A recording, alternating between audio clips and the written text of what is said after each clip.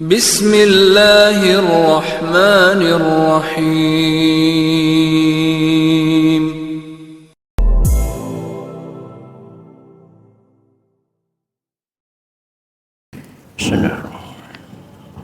Assalamualaikum warahmatullahi wabarakatuh. Alhamdulillahi rabbil alamin. Wassalatu wassalamu ala asyrafil anbiya'i wal mursalin Sayyidina wa habibina wa syafi'ina wa maulana Muhammadin wa ala alihi wa ashabihi ajma'in. La haula wa la quwwata illa billahil aliyyil azim. Amma ba'da. Qad qala ta'ala bi ayatihil karim. A'udzu billahi minasyaitonir rajim. Bismillahirrahmanirrahim. Wa ma khalaqtul jinna wal insa illa liya'budun. Shadaqallahul azim. Bapak-bapak segenap pengurus dan jamaah Masjid Jami Baitul Amin, bil khusus yang hadir ta'lim malam ini, yang saya hormati dan yang saya muliakan, semoga dengan kehadiran kita di majlis ta'lim ini membuat kehidupan kita mendapat kemuliaan dari Allah Subhanahu wa Ta'ala. Amin. Puji serta syukur mari kita panjatkan kehadirat Allah, sholawat serta salam mari kita tersanjungkan kehadiran Rasulullah Muhammad sallallahu alaihi wa alihi wasallam. Hadirin rahimakumullah. Lanjutan taklim kita pada malam ini melanjutkan metodologi fikih dengan kitab Fathul Qorib atau yang tayang di layar di kitab Tausyih sebagai syarahnya. Yang malam ini di kitab yang Bapak pegang di halaman 190. Dalam 190 baris ketiga dari atas ada kalimat wa akmaluhu madkurun fi qaulil musannifi. Silakan dicari dan diperhatikan, dan kita buka saja ta'lim ini dengan sama-sama membaca Ummul Quran surah Fatihah. Saya berharap kepada Allah Subhanahu wa Ta'ala, semoga dengan asbab membaca Fatihah Allah berkenan mengampuni dosa dan kesalahan yang pernah kita lakukan di masa lalu kita. Amin. Terutama untuk kedua orang tua kita, keluarga kita, saudara-saudara kita muslimin dan muslimat yang sebagian besar mereka sudah di alam barzah. Semoga diampuni semua dosa dan kesalahan oleh Allah dan terima amal ibadahnya oleh Allah Subhanahu wa Ta'ala. Dan bagi kita yang masih hidup dengan niat akan selalu hadir di majlis taklim, semoga Allah berikan kepada kita panjang umur, sehat walafiat, dihiasi dengan rezeki yang jembar. Keluarga kita semoga menjadi keluarga yang soleh dan solehah semuanya. Bismillahir Rasulillah wa bibarakati mu'alif hadal kitab wa bisiril Fatihah. A'udzu billahi minasyaitonir rajim. Bismillahirrahmanirrahim. Alhamdulillahirabbil alamin. Arrahmanir rahim. Maliki yaumiddin. Iyyaka na'budu wa iyyaka nasta'in. Ihdinas shiratal mustaqim. Shiratal ladzina an'amta 'alaihim ghairil maghdubi 'alaihim waladdallin.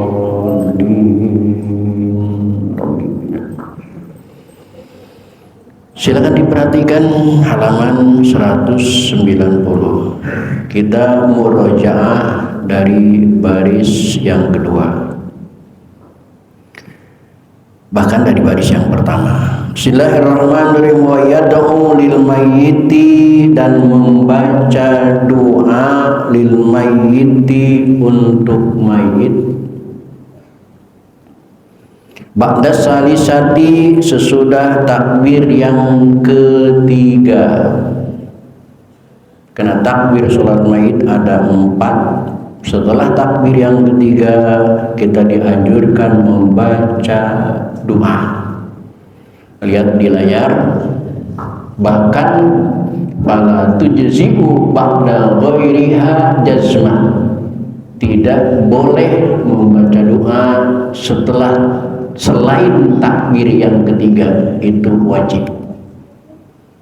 Kalau kemarin setelah takbir yang pertama baca Fatihah tidak wajib habis takbir yang pertama, bisa saja takbir yang kedua ditumbuk dengan sholawat, silakan. Tapi untuk membaca doa tidak boleh selain selesai takbir yang ketiga. Fala tujzi'u ba'da ghairiha jazman, itu pasti nggak boleh.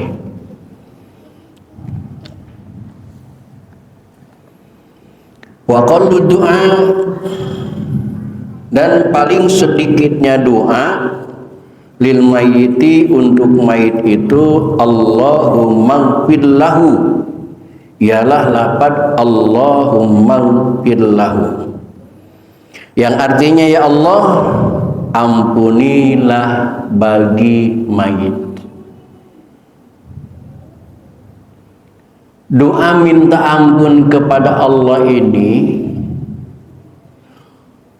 kewajiban kita, tugas kita, tidak ada hubungan dengan mayit, apakah mayit punya dosa atau tidak. Jangan menggunakan kalkulasi logika matematika manusia. Karena mayitnya bocah, karena mayitnya bayi, belum punya dosa, akhirnya sholatnya tidak baca doa. Karena dianggap buat apa baca doa, minta diampunkan dia, karena kan dia belum berdosa. Bukan soal itu. Maka lihat di layar, walau kanatil mayitu ghairu mukallafin, walaupun mayit itu belum mukallaf, belum balik, belum berakal, sama sekali belum punya dosa, tetap harus didoakan. Sebagaimana kemarin memandikan mayit itu tugas kita. Walaupun mayit itu meninggalnya di laut, udah basah kuyup, nggak perlu dimandikan lagi, tetap harus dimandikan. Walaupun mayit itu meninggalnya di laut dan sudah basah kuyup, itu bukan urusan kita. Urusan kita memandikan. Adapun dia sudah basah atau tidak, itu urusan lain. Bahkan dikatakan di dalam kitab lain, walaupun sebelum kita memandikan mayit, ternyata mayit itu kena kesolehannya, semua orang melihat dan menyaksikan, malaikat memandikan mayit, malaikat sampai memandikan mayit, kena kesolehan mayit. Apakah lalu gugur kewajiban kita memandikan mayit? Tidak, tetap kita berkewajiban memandikan mayit. Walaupun mayit itu sudah dimandikan, tidak tanggung-tanggung, yang memandikan itu malaikat, tetap kita harus memandikan. Sebagaimana di sini, walaupun mayit itu belum mukallaf, belum akilin, belum baligin, belum punya dosa, tetap harus dibacakan doa. Idil maghfiratu la tastajimu dzanba fayakfi shaghir ayyudi alahu bil aqal. Allahumma arham. Allahumma ighfir lahu. Tetapi kita kembali ke buku lagi, wa akmaluhu, dan yang lebih sempurnanya doa itu madhkurun, ialah disebut fi qaulil musannifi, dalam kata-kata ki musannif, fi ba'di nuskhil matni, di sebagian kitab matan. Yang kita kaji sekarang Fathul Qorib, tidak ada doa panjangnya. Ternyata doa panjangnya ada di syarahnya.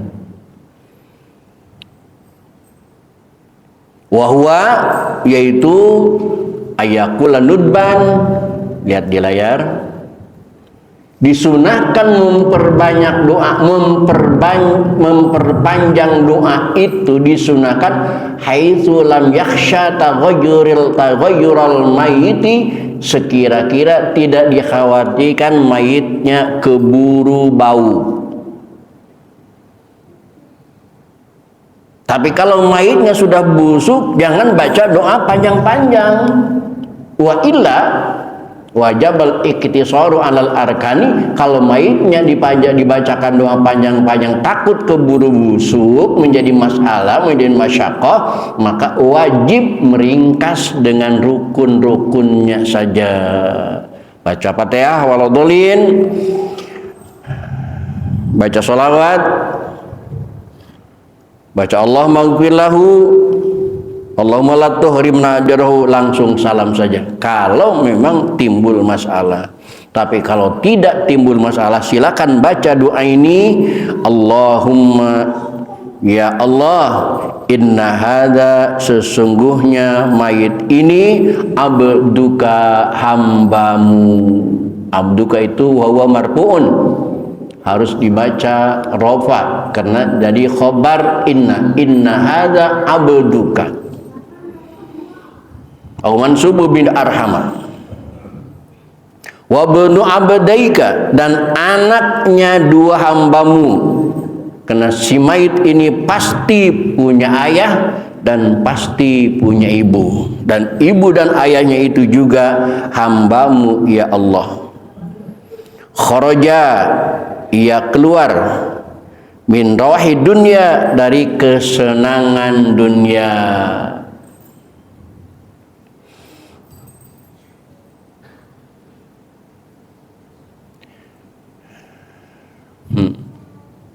Lihat di layar Pak, ada yang ganjel nih. Wabnu abdaika, dan anak dua hambamu, ay abil mayiti, yakni bapaknya mayit, wa ummihi, dan ibunya mayit. Kalau mayit itu punya ayah, punya ibu. Fa in kana al-mayyitu ibnu zina, bagaimana kalau mayit ini anak zina? Maka fayaqulu wabnu ammatika, singkatnya Allahumma inna hadza abduka wabnu ammatika, ya Allah, sesungguhnya mayit ini hambamu dan anak ammatmu, tidak punya ayah. Makanya anak hasil zina itu binnya bukan bin bapaknya, tetapi bin ibunya, karena nggak punya bapak. Contohnya seperti Isa bin Maryam, Isa ke Maryam, tidak ke ayahnya karena tidak ada ayahnya. Nah di sini juga sama. Wa benu ammatika, dan anak laki-laki amatmu, artinya hambamu yang perempuan. Kharaja, dia sudah keluar, min rohi dunia, dari kesenangan dunia, airiha, dari kesenangan dunia, wasiatiha, dan keluasan dunia. Sedangkan wa mahbubuhu, dan hal yang dicintainya, wa huwa kullun ma kana al-maitu yuhibbuhu sawa'un kana min al-uqal aw ghairihim min hayawanat. Ya, mayit itu cinta hewan, aw ghairiha, atau cinta tanah, mislal mal, cinta harta, wal kutub, cinta kitab, wasyab, cinta pakaian, wa ghairi dzalik, cinta rumah megah, cinta mobil mewah, itu semua ditinggal di dunia. Wa mahabu fiha, dan wa ahibahu, dan orang yang mencintainya, alladzi yuhibbunahu wa la yakunu ilal uqala, istrinya juga ditinggal, anak-anaknya juga ditinggal, cucu santri dan muridnya juga tinggal. Mayit ini keluar dari dunia menuju kemana? Ila zulmatil qabri, masuk ke dalam kegelapan kubur. Tetapi jangan takut, wa ma huwa laqihi, dan kepada kubur dan kepadanya dia tidak menjumpainya.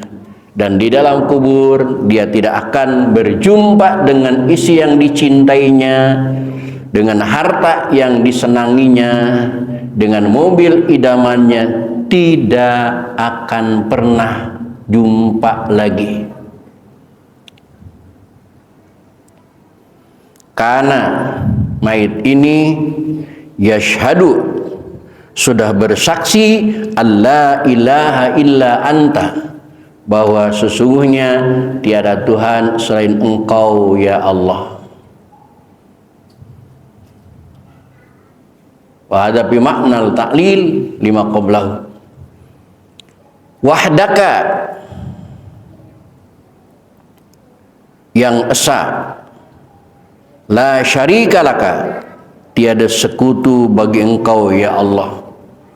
Wa anna Muhammadan, dan sesungguhnya Nabi Muhammad itu abduka, adalah hambamu, wa rasuluka, dan utusanmu.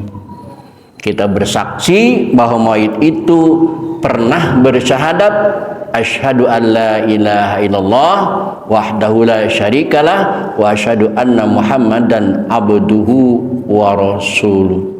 Mayit itu yakin pernah bersyahadat semacam itu, walaupun setelah itu dia banyak maksiat. Maka jangan meneliti perbuatan mayit. Tugas kita ketika kita menjumpai saudara-saudara kita yang meninggal, maka sebutlah kebaikan-kebaikannya, jangan disebutkan keburukan-keburukannya. Oleh karena itu, kalau kita menyolatkan mayit, lalu imam bertanya kepada kita, kaifa yashhaduna hadzal jinazah khair, yang artinya bagaimana jamaah menyaksikan jenazah itu bagus, jawab saja khair. Walaupun kita tahu kemarin masih mabok, nggak usah disebut. Karena faktanya jenazah hari itu baik. Kan imam itu begitu, Pak. Bapak coba teliti kalimat imam. Kaifa tashhaduna hadzal jinazah khair, bagaimana Anda menyaksikan jenazah ini baik? Jenazahnya yang ditanya, bukan kehidupannya. Kalau bicara jenazahnya, kalau bicara mayitnya, setelah dia mati dimandikan, bagus nggak? Bagus. Setelah dia dimandikan, dikafankan, bagus nggak? Bagus. Setelah dikafankan, disolatkan, bagus nggak? Udah jauh khair aja. Adapun perbuatan dia kemarin mabok, kemarin nipu, kemarin maling, itu urusan dia dengan Allah, bukan urusan kita. Jangan ngorek-ngorek. Ya, kalau ada imam yang tanya, kaifa tashhaduna hadzal jinazah khair, gitu aja. Karena yang ditanyakan jenazahnya ini bukan masa lalunya, bukan masa hidupnya, tetapi sudah jadi jenazahnya. Kecuali imamnya bertanya, bagaimana kesaksian Bapak selama ini sebelum dia meninggal, dengan tetangga bagaimana, baru jawabannya mungkin berbeda. Tapi yang ditanyakan kan bukan itu. Kaifa tashhaduna hadzal jinazah, bagaimana Anda menyaksikan jenazah ini yang tadi dimandikan, selesai dikafankan, lalu barusan disolatkan, bagaimana? Jawab tidak bagus. Udah bagus, maka khair aja, khair lah.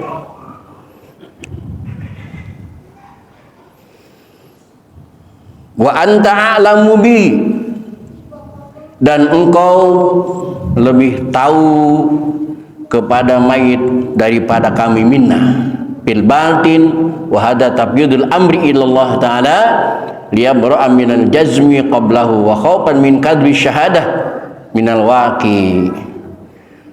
Allahumma, ya Allah, innahu nazala bika, sesungguhnya mayit itu telah menghadap kepadamu ya Allah. Soro doipan, menjadi tamumu ya Allah indaka. Fa'akrimhu, maka muliakan tamumu ya Allah. Karena Allah karena engkau sudah berjanji kepada kami harus memuliakan tamu, dan sekarang mayit ini menjadi tamumu ya Allah, muliakanlah dia, fa'akrimhu wa anta khairu manzulin bihi wal halu annaka a'dhamu karimin manzulin bihi wa asbaha faqiran. Dan kejadian mayit ini adalah hamba yang sangat butuh ila rahmatika, kepada rahmatmu ya Allah. Aywasarul maitu syadid al faqri ila rahmatika wa anta ghaniyun, sedangkan engkau ghaniyun, maha kaya, an adabihi, dari menyiksa mayit. Oleh karena itu, wa qad ji'naka, dan sesungguhnya kami datang kepadamu ya Allah, raghibina, mengharap engkau mencintai kepadamu, syufa'an lahu, serta menyapati bagi mayit. Allahumma ya Allah, in kana muhsinan, jika keadaan mayit ini orang yang baik-baik, fazid fi ihsanihi, maka tambahlah dalam kebaikannya. Dhaif lahu fi jazai ta'atihi au fi ihsanika ilaihi. Wa in kana musian, dan jika keadaan mayit ini musian, orang yang berbuat kejahatan, fatajawaz anhu, maka ampunilah dari kejahatannya ya Allah. Ain an sayyati kama fi ba'din nuksi walakihi, dan sampaikanlah dia birahmatika, dengan rahmatmu, ridhoka, kepada keridhoanmu, dengan rahmatmu sampaikan dia kepada ridhamu. Waqihi, dan peliharalah dia, jagalah dia, fitnatal qabri, dari fitnah kubur, wa azabahu, dan siksa kubur.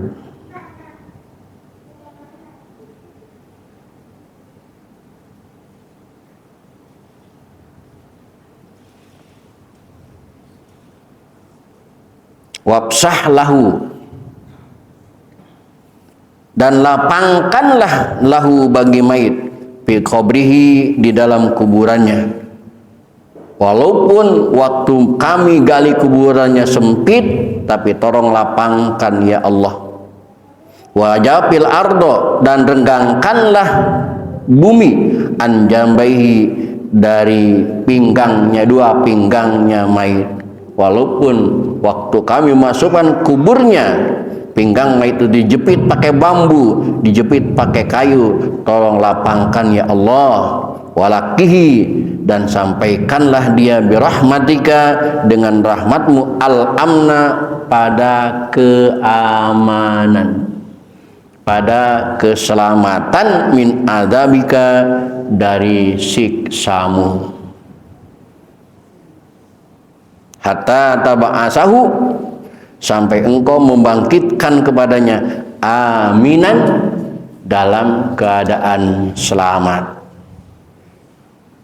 Ila rahmatika, menuju rahmatmu, birahmatika ya arhamar rahimin, dengan rahmatmu ya Allah yang maha belas, dari yang belas semuanya. Maka ketika kita mendoakan mayit, sampai ditambahin, Allahumma jal qabrahu raudhatan min riyadil jannah, ya Allah jadikanlah kuburan mayit ini sebagai taman kecil dari taman surga. Wala taj'al qabrahu, dan jangan jadikan kuburan mayit ini hufratan min fariniran, dari kedukan neraka.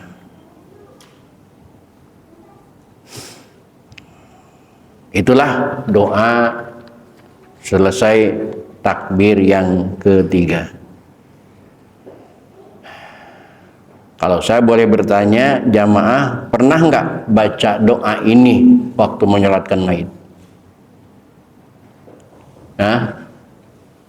Jangankan jamaah, yang baca juga nggak pernah sepanjang ini. Kelamaan. Nah, setelah takbir yang ketiga selesai baca doa, kemudian kita takbir lagi yang keempat, wa yaqulu, dan membaca yang musalli birrabiati pada takbir yang keempat. Setelah takbir yang keempat, baca lagi doa terakhir, yaitu Allahumma la tuhrimna ajrahu, ya Allah, semoga Engkau tidak menghalangi kami akan pahala mayit. Wala tuftinna ba'dahu, dan semoga Engkau tidak membuat fitnah ba'dahu, setelah meninggalnya mayit. Kan ada setelah meninggalnya mayit, ada yang meninggalkan ririwa, ada yang meninggalkan pocongan dan lain sebagainya. Ya Allah, jangan sampai terjadi setelah mayit meninggal, meninggallah saja dalam keadaan husnul khotimah. Bahkan waghfir lana walahu, dan ampunkanlah pada kami dan bagi mayit. Bahkan kita suka ditambahin wali ikhwanina alladzina sabaquna bil iman wala taj'al fi qulubina ghillan lil ladzina amanu rabbana innaka ra'ufur rahim. Silahkan sampai ke situ.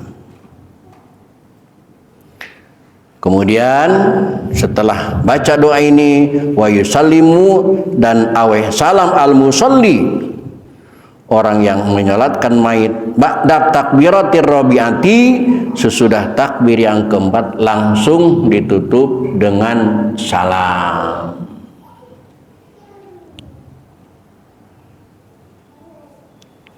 Bagaimana lafadznya salam?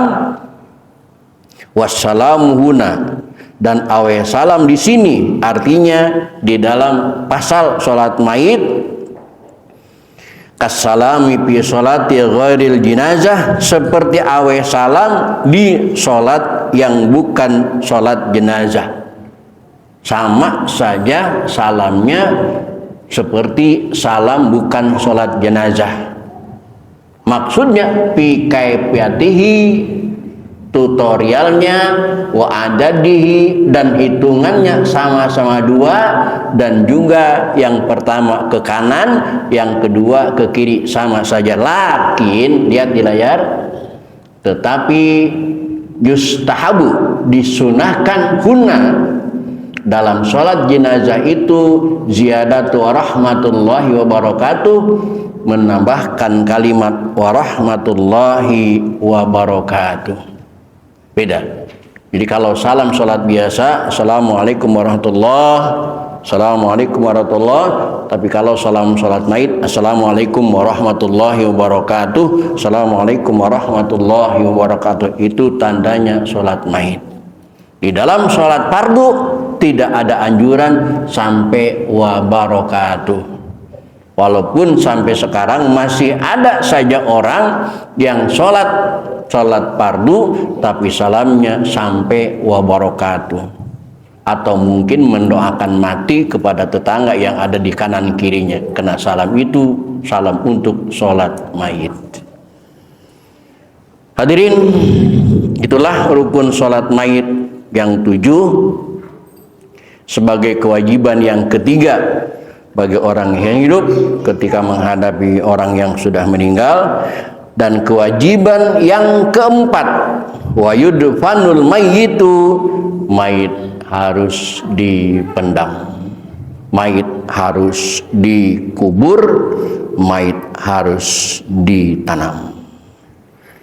Bagaimana penanaman mayit, berapa ukuran kedalamannya dan lain sebagainya, insya Allah akan kita lanjutkan pada pertemuan yang akan datang. Untuk malam ini cukup sampai di sini. Assalamualaikum warahmatullahi wabarakatuh.